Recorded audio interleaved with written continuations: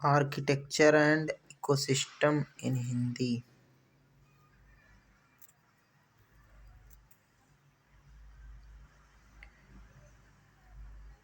इस आर्टिकल में आप आईओटी आर्किटेक्चर और इकोसिस्टम के बारे में जानने वाले हैं। आईओटी आर्किटेक्चर के बारे में जानने से पहले आशा करता हूँ को आईओटी के बारे में पता होगा। यदि आपको आईओटी के बारे में नहीं पता है तो आप मेरा ही आर्टिकल आईओटी क्या है को पढ़ सकते हैं।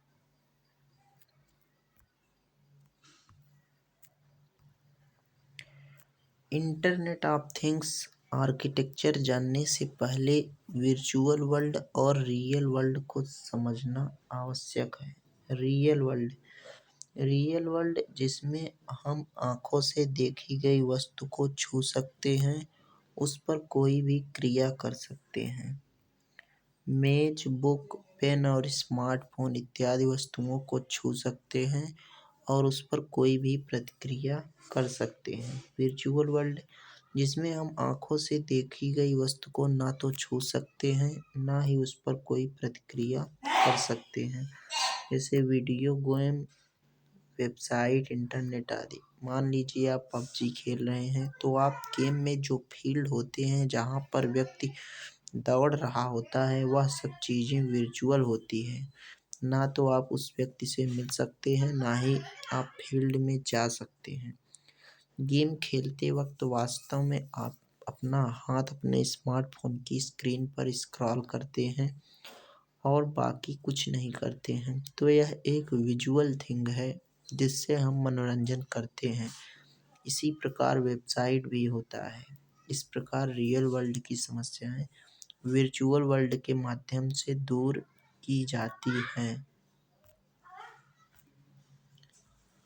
What is IoT architecture in Hindi? Internet of things वह तकनीक है जो रियल वर्ल्ड में उत्पन्न समस्याओं को हल करने के लिए ऐसे मशीन या सिस्टम्स का निर्माण करती है जो बिना किसी मानव संचालन के चलती है और ऑटोमेटिक रूप से समस्या को हल करती है।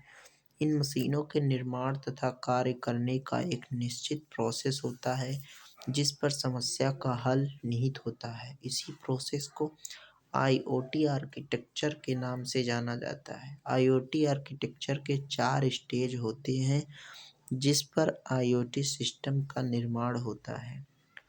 सेंसर या एक्चुएटर। किसी भी आईओटी सिस्टम में सेंसर या एक्चुएटर एक महत्वपूर्ण डिवाइस है जिसमें सिग्नल को स्वीकार करने की और प्रोसेस करने की क्षमता होती है। सेंसर ऐसे डाटा को कलेक्ट करके आगे भेजते हैं नेटवर्क पर। Data acquisition system. IoT architecture का यह स्टेज सिग्नल ट्रांसफॉर्मेशन का कार्य करता है।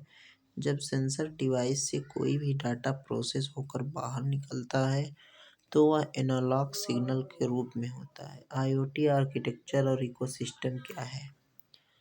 लेकिन इस डाटा पर अन्य प्रक्रियाओं के लिए इसे डिजिटल सिग्नल में परिवर्तित होना आवश्यक होता है। इसलिए डेटा एक्विजिशन सिस्टम द्वारा इसे डिजिटल सिग्नल में परिवर्तित कर लिया जाता है जिससे आगे की प्रक्रिया संभव हो सके। Edge analytics. डिजिटल सिग्नल को रियल वर्ल्ड की समस्या हल कराने के लिए एक सेंटर में प्रवेश कराना पड़ता है। सेंटर में प्रवेश कराने से इसे और अधिक प्रोसेस की आवश्यकता होती है या नहीं, इसे चेक करने के लिए एज एनालिसिस का प्रयोग किया जाता है। Cloud analysis. कभी कभी समस्या अधिक कॉम्प्लेक्स होती है। इसी समस्या को हल करने के लिए हम डाटा को और अधिक गहराई से प्रोसेसिंग कराने की आवश्यकता होती है और ऐसे डेटा की प्रोसेसिंग हम क्लाउड बेस्ड सिस्टम द्वारा कराते हैं। अतः ऐसे डेटा क्लाउड बेस्ड सिस्टम को भेज दिए जाते हैं, इसलिए यह स्टेज क्लाउड एनालिसिस कहलाता है।